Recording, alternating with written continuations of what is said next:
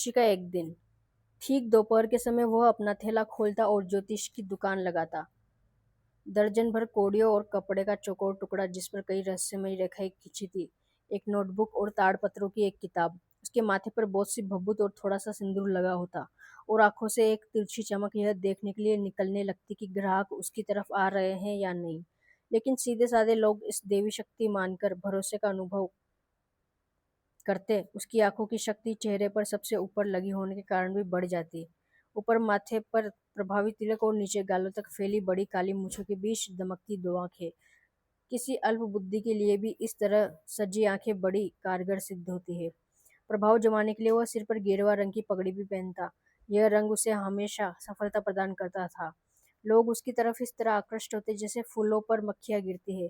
Town hall के park से लगे रास्ते पर वह इमली के एक विशाल वृक्ष की दूर दूर तक फैली टहनियों की छाया में विराजमान होता।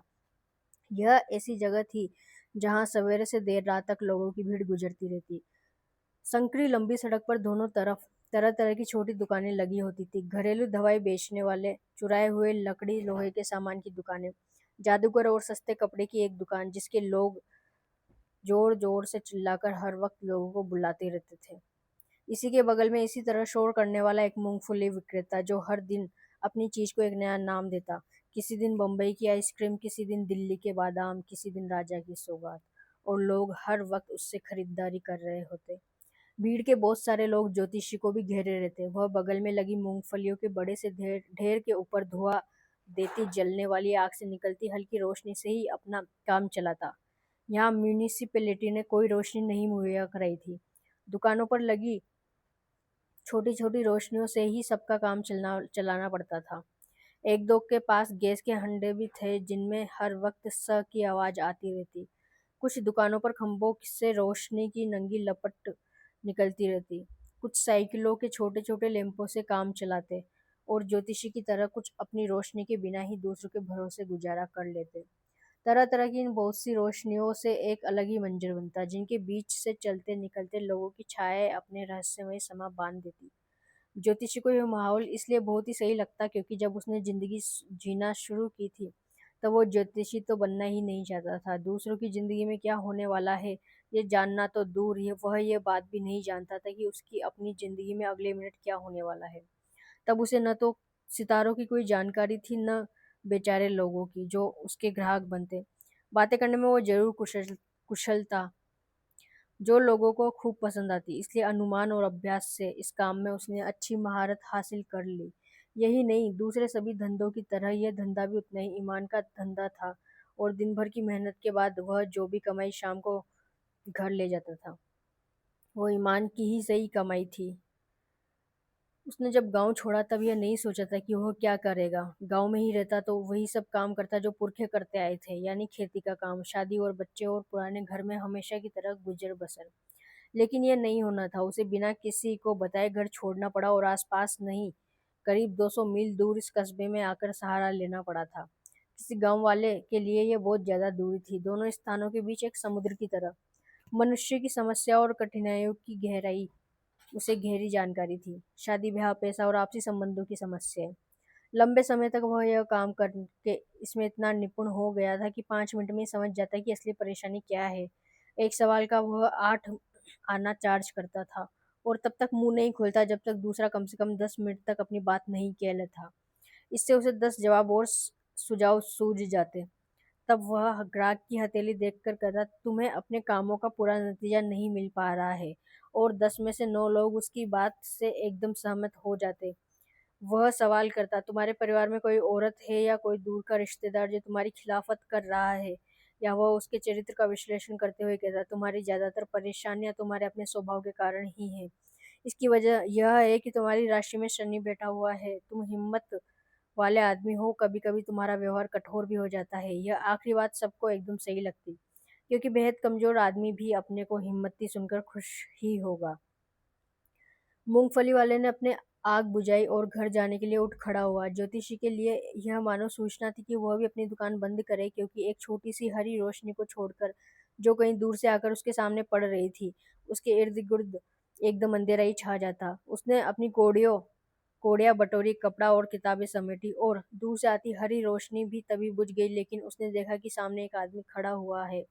यह सोचकर यह आदमी उसको ग्राहक हो सकता है या बनाया जा सकता है, वो बोला, बहुत परेशान दिखाई दे रहे हो। अच्छा हो थोड़ी देर यहाँ बैठकर आराम करो और मुझसे बातचीत करो।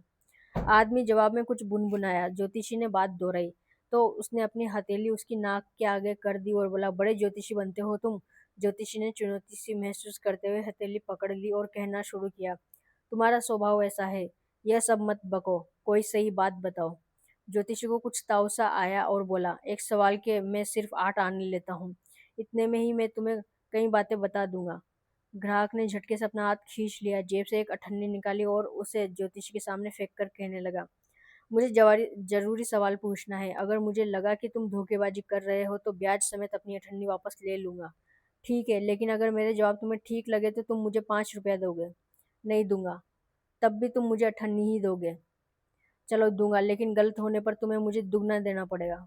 थोड़ी देर बाद थोड़ी देर भाव ताव के बाद बात मान ली गई।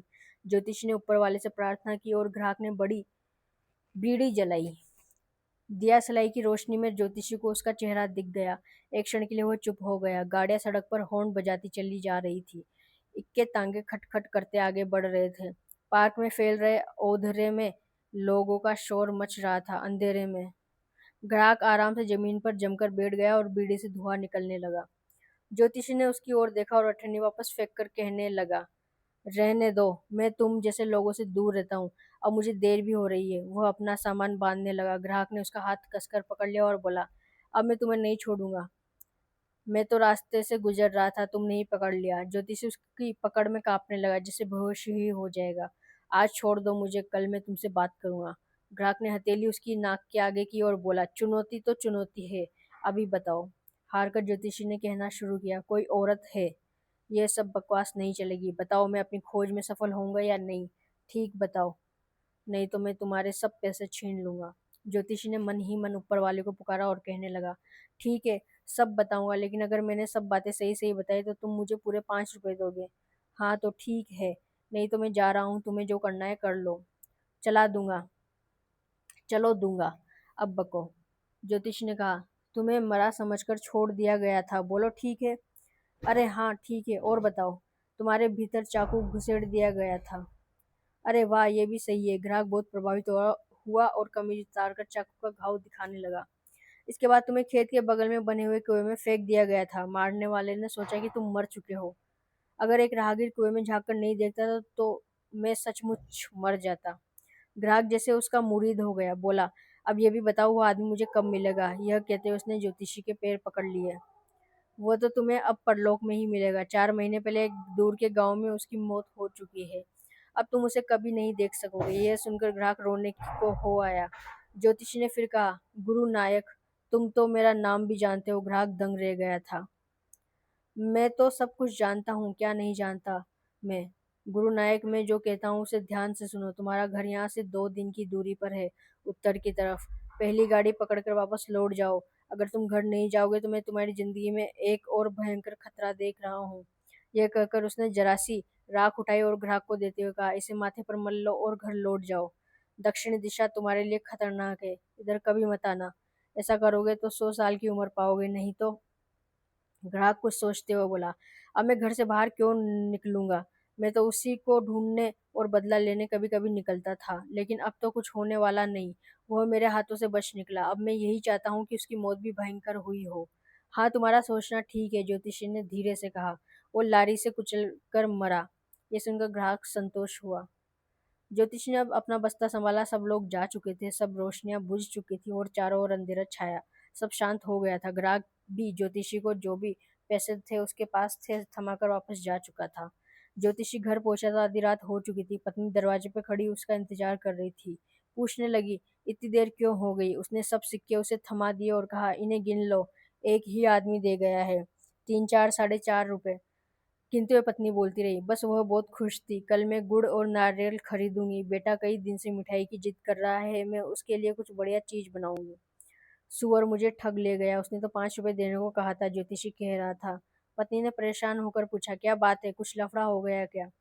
अरे कुछ नहीं, छोड़ो। खाना खाने के बाद बिस्तर पर लेटकर वो कहने लगा, आज मेरे सिर से बहुत बड़ा बोझ उतर गया। इतने दिनों तक मैं डरता था कि एक आदमी का खून मेरे हाथों में लगा है, इसलिए मैं घर छोड़कर भागा था और तुमसे शादी करके यहाँ रहने लगा था।